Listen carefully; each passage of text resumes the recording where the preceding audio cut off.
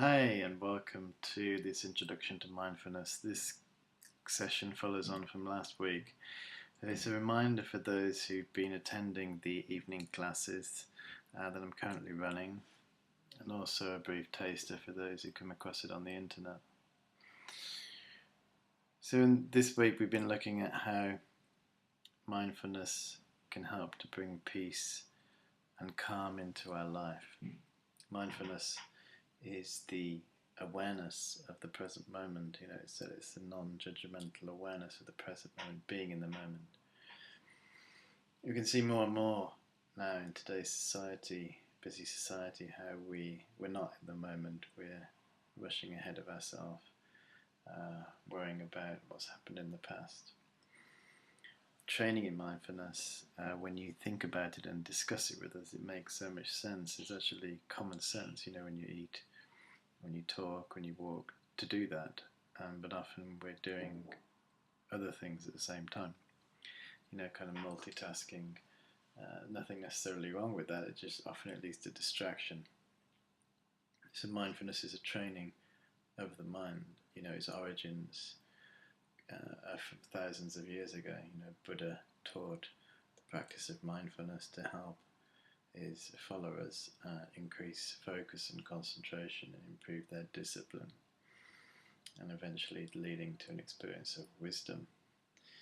It's a foundation really for all meditative practices, and more so in the modern day it's been used in the healthcare industries and now in businesses, in schools, as a way of alleviating pain, alleviating depression, and bringing a little bit of space and calm into people's lives. So it's a practice that's very much being enjoyed by many people. So it's a great time to get involved in training in the practice of mindfulness and meditation. Once again, through contemplating benefits of training in mindfulness practices, we have some encouragement in our mind to practice. Last week we were doing a mindful breathing meditation, so once again we'll be building on this practice. So there's links below to mindfulness of the breath, and also this week we're looking at mindful listening, mindfulness of the body. So there are links below as well to these meditations.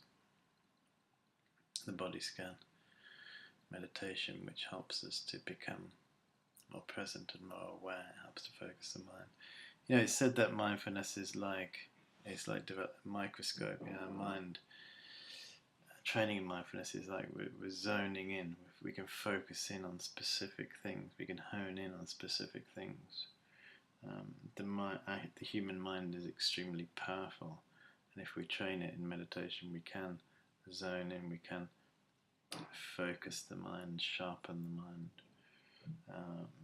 Training in mindfulness is it's a training of the mind.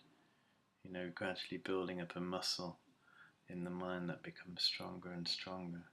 So our mind starts to do what we want it to do, as opposed to our mind telling us what to do. So if our mind, for example, becomes unhappy, if our mind becomes negative, then we usually become negative and feel negative and respond in negative ways. But if with mindfulness we can notice our mind becoming negative, then we can start to transform that experience.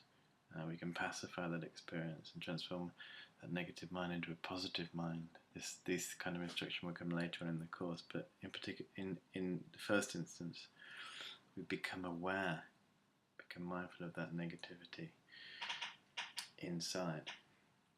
Usually when we have a problem or a difficulty, it seems like it's coming from outside. It seems like it's coming from people or places or situations outside of us. But if we look more carefully, it's actually arising from within. It's arising from a negative, disturbed state of mind. So if we practice mindfulness during the day,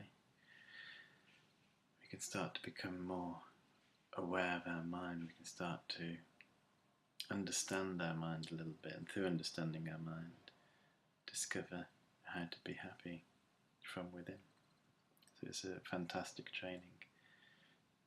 It's becoming more and more widespread, this training, more and more practiced within the mainstream. It's not on the peripheries of society anymore. It's well and truly becoming part of our society, which is fantastic.